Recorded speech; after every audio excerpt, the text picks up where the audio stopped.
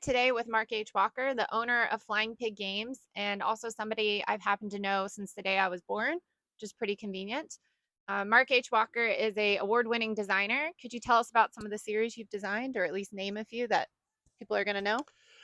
Yeah, I've designed the Long Road, which is basically the Platoon Commander series, the Dark War RPG, also the original Lock and Load, and many of the modules for that, and the original World at War, and maybe some other stuff that I've actually forgotten. So yeah, that You've would be it. you've had quite a career. We are outside in a treehouse right now. It's beautiful outside. We apologize if there's a good bit of wind.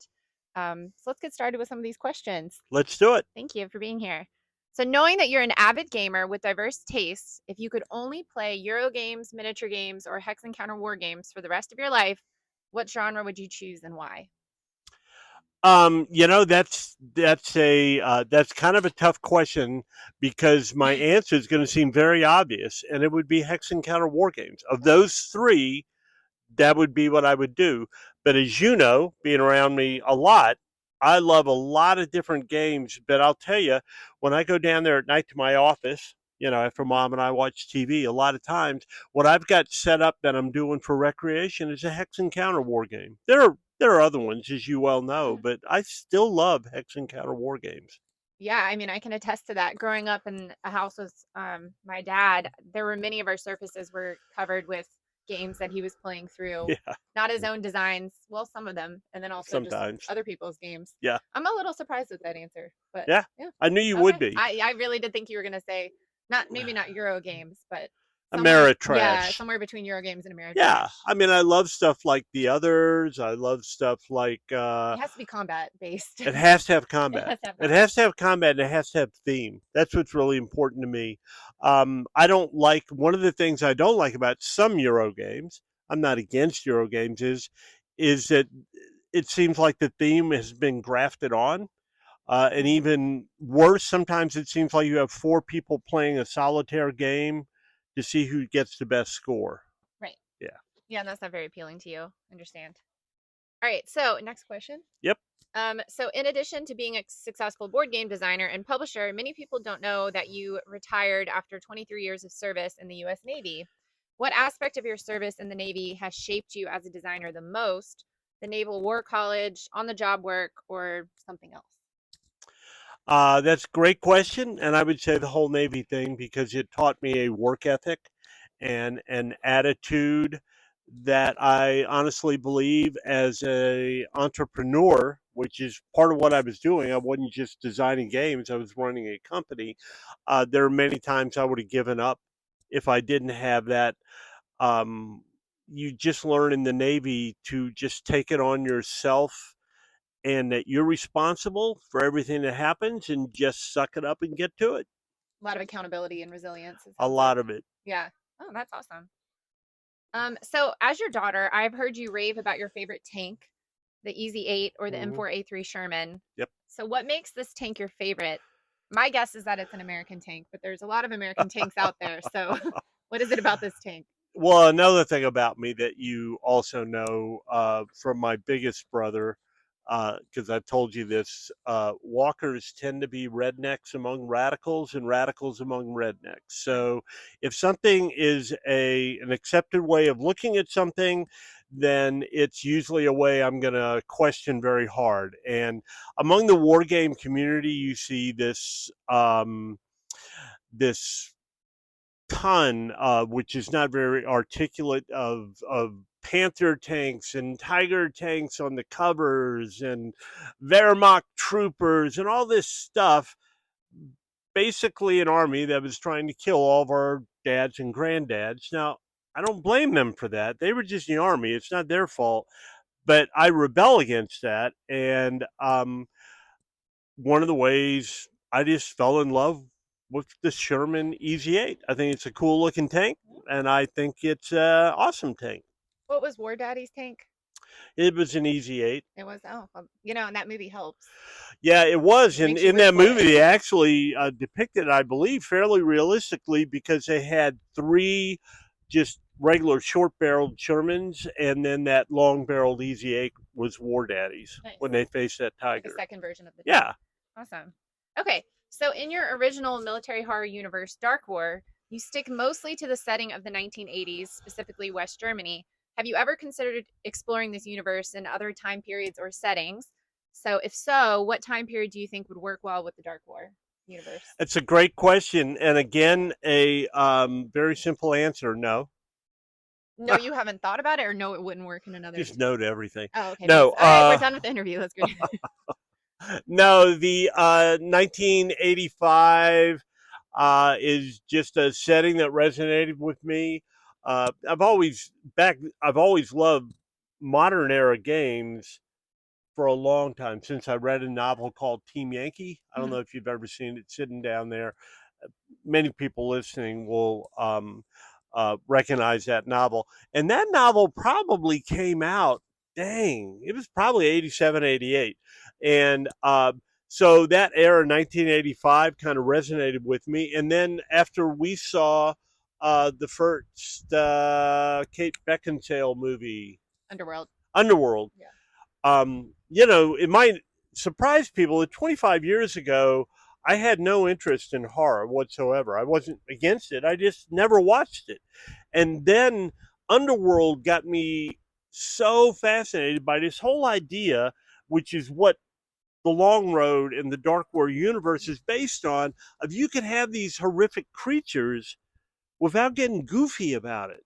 I mean, that you have weapons and that they have to obey the law of physics, and that a bullet to their brain will just blow their freaking brain out and kill them. And that Dark War was the evolution of that, which obviously came from my novels that had Cat and Mike Hudson and stuff in it. So I don't know if I answered that, but no, it's pretty well a universe set in 1985. Yeah. I mean, I can see what you're saying about vampires, because I think in a lot of other worlds, they're just kind of these gothic, almost high, not even high medieval, but probably like 1800s Victorian era, things. And then you see them, like, using pistols and looking a lot more sleek and like matrixy. And it's like a totally different way to frame vampires. Absolutely. Yeah. Well, it's just way more efficient to take out a werewolf with a bullet Silver that bullet. has silver inside of it than it is to like go into some big tough and tussle with it or whatever. Poke them with a silver spear or something. Yeah, right. Or here, be I don't even still. Or know. with a vampire, be still while I pull out my wooden stake. Right. Yeah.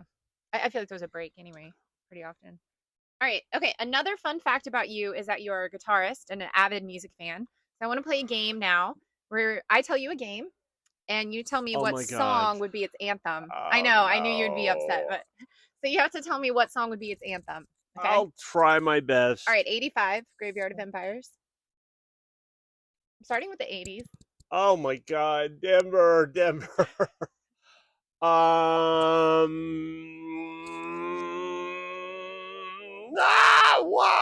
I'm trying to think of a Russian themed song or a Jesse's Girl. Jesse's Girl. All right, sure. Okay. A Most Fearful Sacrifice.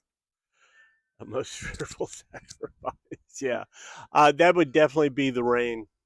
The Rain, yeah. Yeah. Yeah. Although that wasn't about Gettysburg. I know. I was that thinking was about the long road to Spotsylvania. Richmond, but yeah. Yeah, that would but be that another good one. Really, but it's not the same thing. No. But, yeah.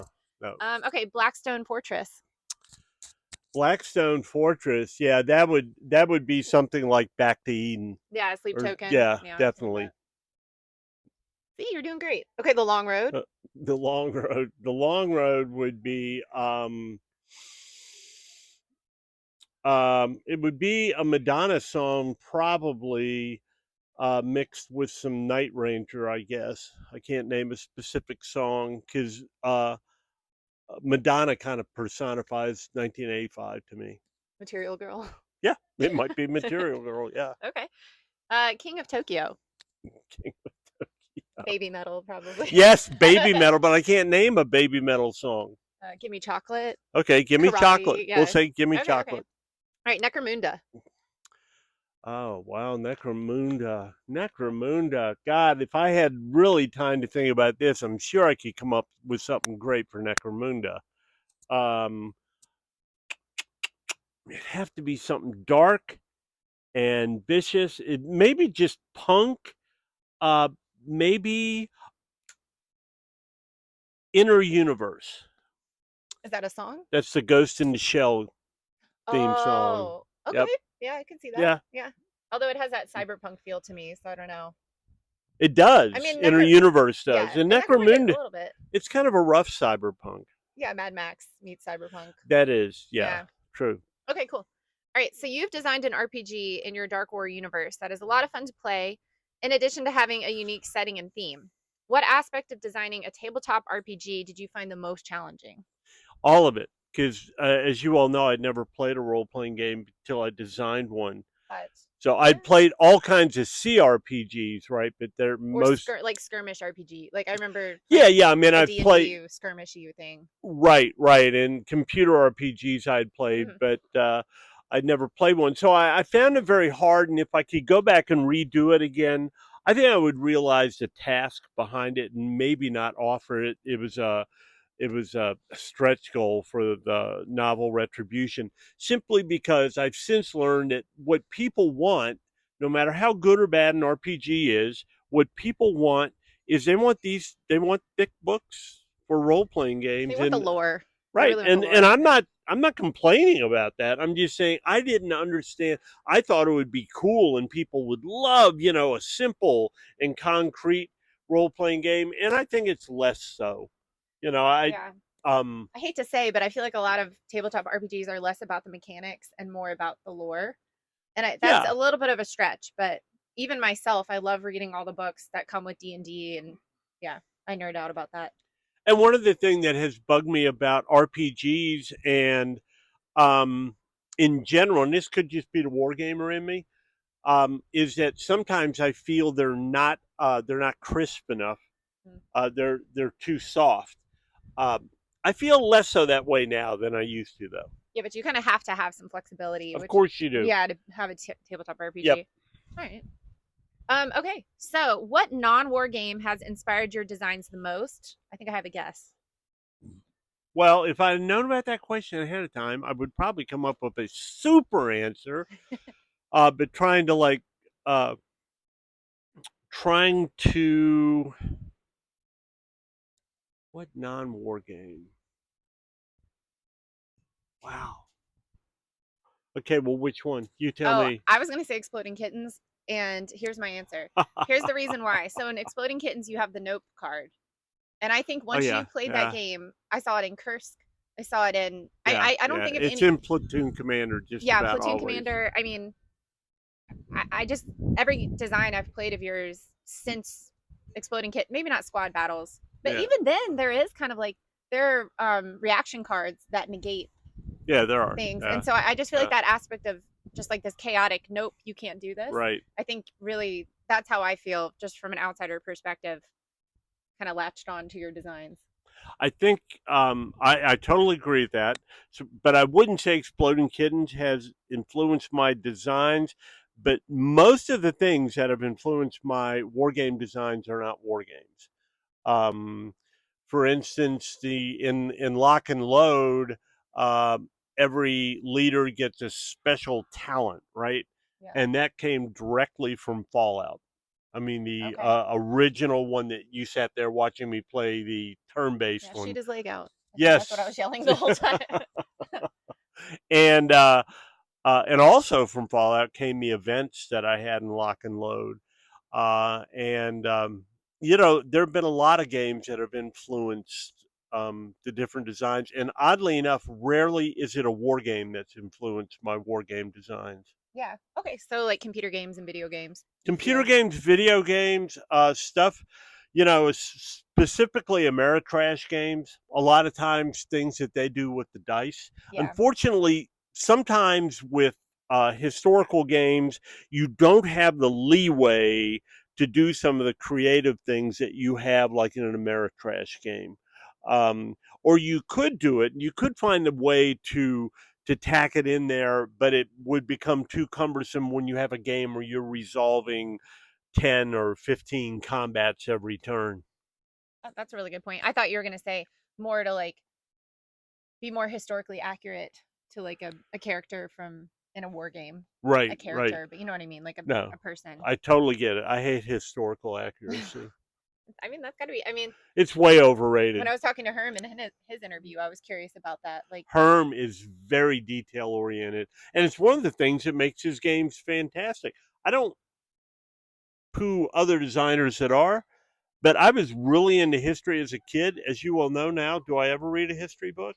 I mean, I designed Lock and Load Forgotten Heroes, which was all that about the Vietnam War, and had people coming up and asking my opinion on things in Vietnam off 3 novels I read about Vietnam. I never read a historical book about Vietnam. yeah, yeah.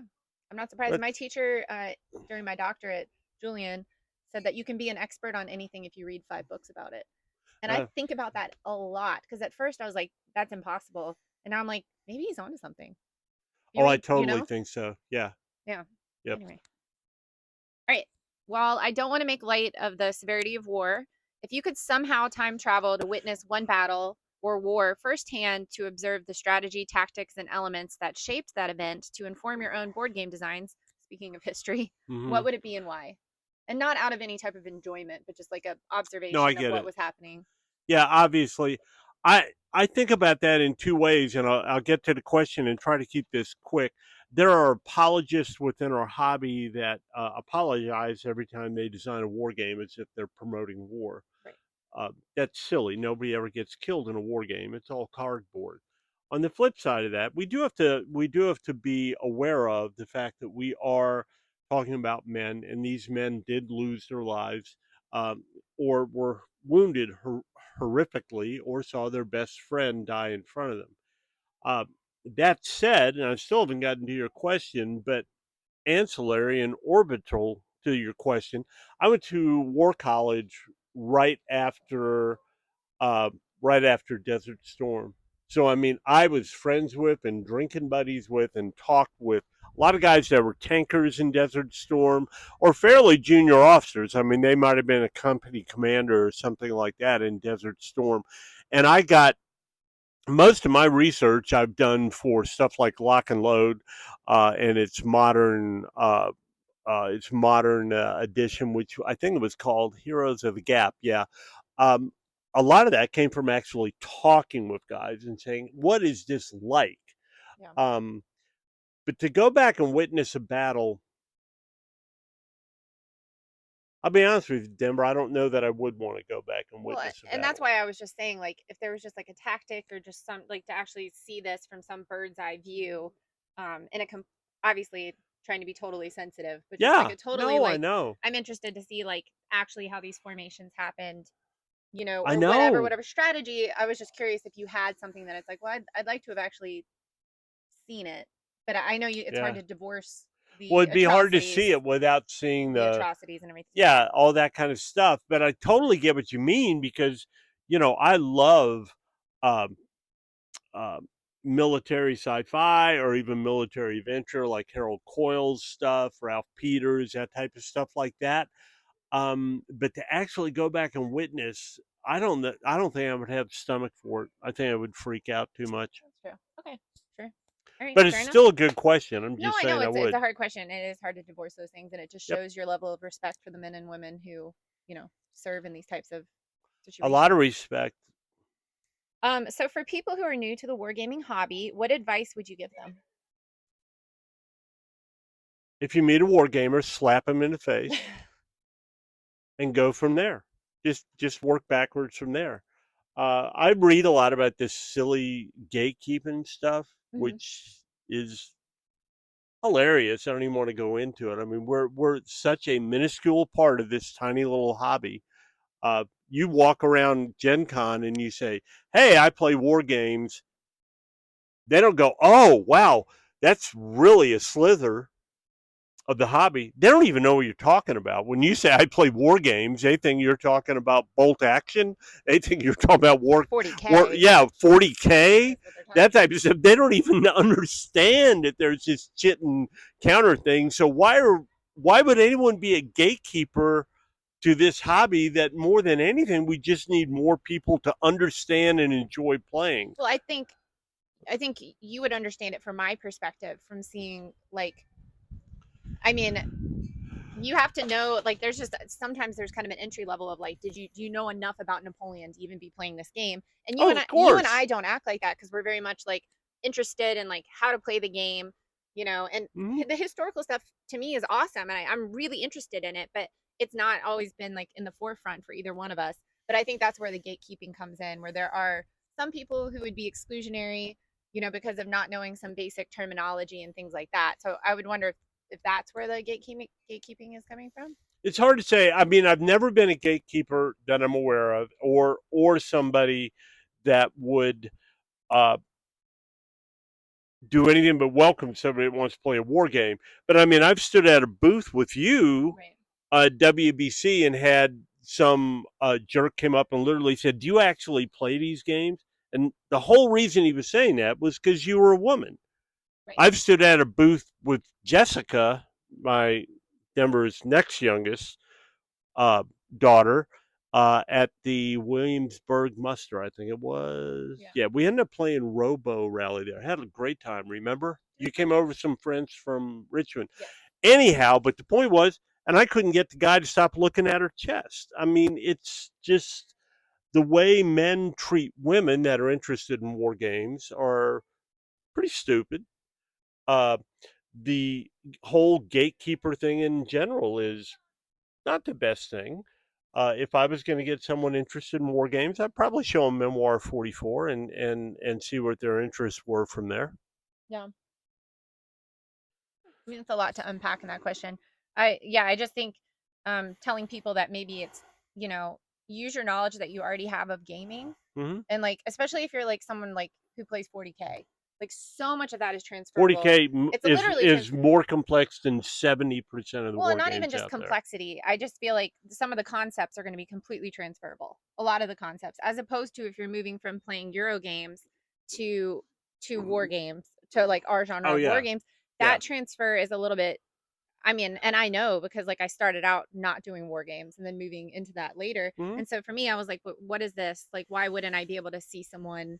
You know, why is this blocking my line of sight? Like those things didn't Sure, make sense to sure, me. Those are sure. concepts I had to learn. But I think Yes. if you start off playing war games like 40K, moving into a hex encounter system is going to be is going to actually make sense. And so I think that there's some confidence that those people could draw from the skills they already have, the Oh, knowledge absolutely. they Oh already no, have. no. That 100%, 100%. And something that you have said to me and has opened my eyes are when I was teaching you the long road and you were teaching yourself, and there were terms in a long road that were not adequately explained to someone that had no concept of what a game Yes. was, a war game was, and nobody has ever come to me and said, "Mark, what about that? I have no idea," because the people buying a long road have got this uh, what is it? It They starts have a with G. There's a word that means this general baseline of knowledge, and I never realized that I wrote the rules that way. well, it's not just you. I just think that Oh no, I I think know. it's indicative that there aren't enough new people coming into this hobby. Because I think if there were more and more new people, that you would be forced, and all designers and editors and publishers would be forced to write the rules in certain ways. That if you had no idea what line of sight was, Right, if you had no idea what, you know, a lot of these terms are, that you could sit down, read the rules, and start playing. right, exactly. And I think And it's not just the long road. There are other war games like no, I that. think, but we all try. Yeah. I mean, like I know there are a few designers I pretty intricately know their process and stuff, like Herm, of course, because he's my friend and we work with him all the time. But he's not the only one, and I know that their goal is to make games that anyone can play.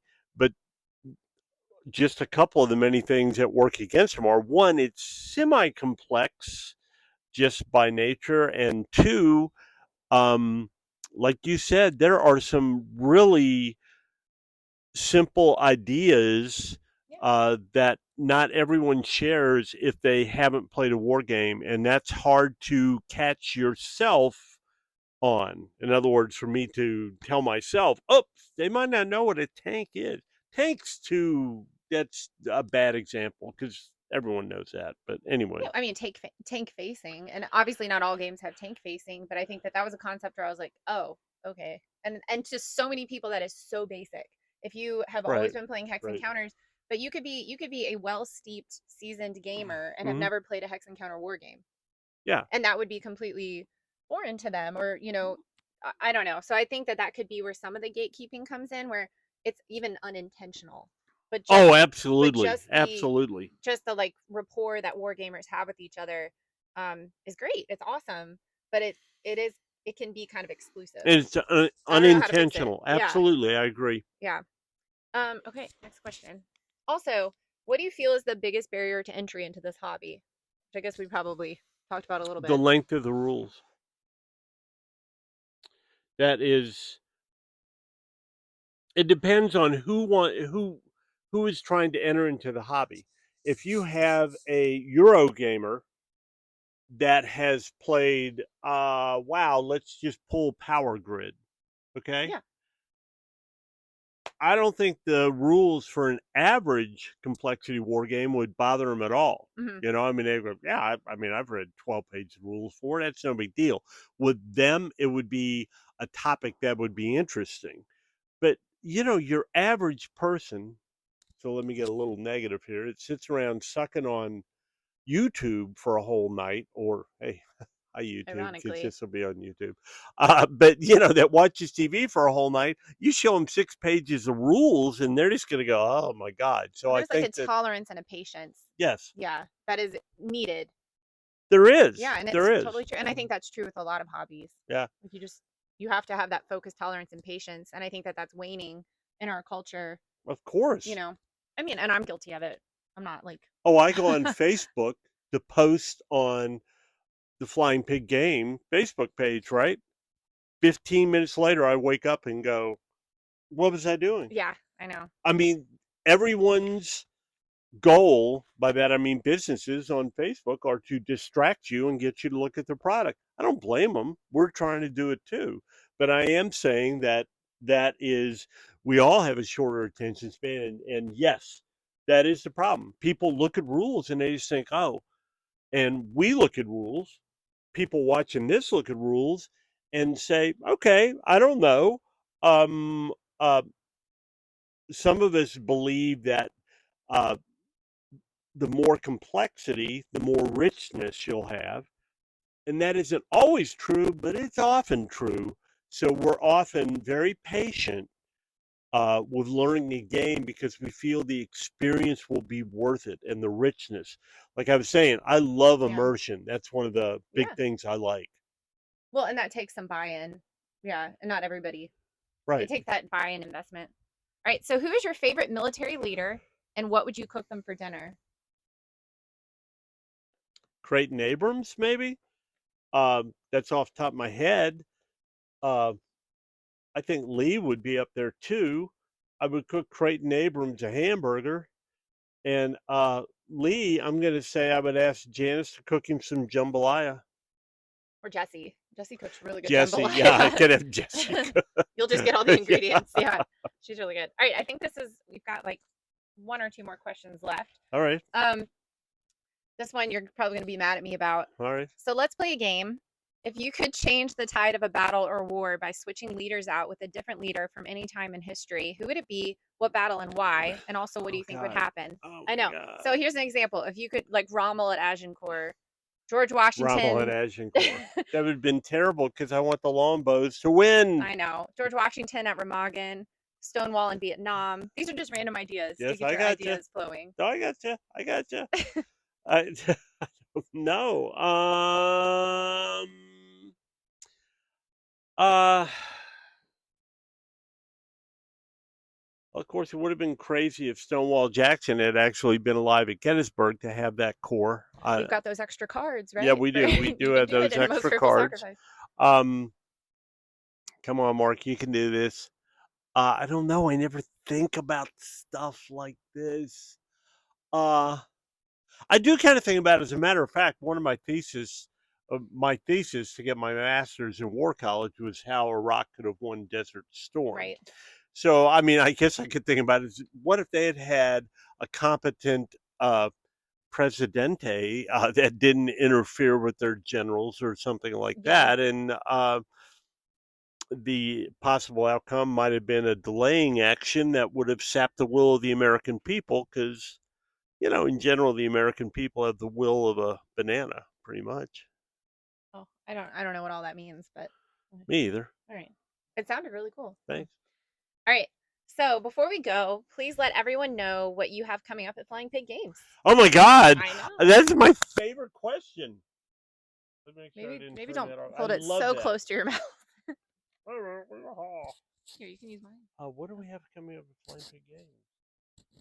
Well, Well, what about without my you? Your own schedule in designs. front of, well, my own design would be Broken Logic is the next one Yeah. coming up, which it's called Broken Logic because it's Broken Logic. It's an expansion for the Long Road, and I always, I always chide myself that I should come up with like the elevator pitch for this stuff. Mm-hmm. Because when people ask me about it, I'm just not good, especially with the Long Road, You're which very is a detail complex oriented. Yeah. thing. Broken Logic takes it and runs with it. There is no apologies. There is no, oh, but you can play the realistic Challenger tank against the T-80. It just takes it and runs with it. The logic is broken. You're dealing full on paranormal, fighting Challenger tanks, FV, whatever it is, 432s, the British Army in a counterattack against the Soviets, a special regiment they run up against that has hellhounds in it, has witches in it, has wizards in it, has some other interesting stuff that I'm not going to give away. That's what I'm working on now. Um, yeah, so that's the next thing I got going. The next thing the company has going, wait for the April update, and we'll go through the exact schedule, or Denver will go through the exact schedule with you on this. I won't be there because I won't be up in Richmond. Yep. Right. Well, awesome. Thanks for being here. I mean, I'm already here, but thanks for doing this with me today, and it was a lot of fun. Yep. Thank you Yeah. very much. It's a lot of fun. All right. Thanks, everybody. Bye.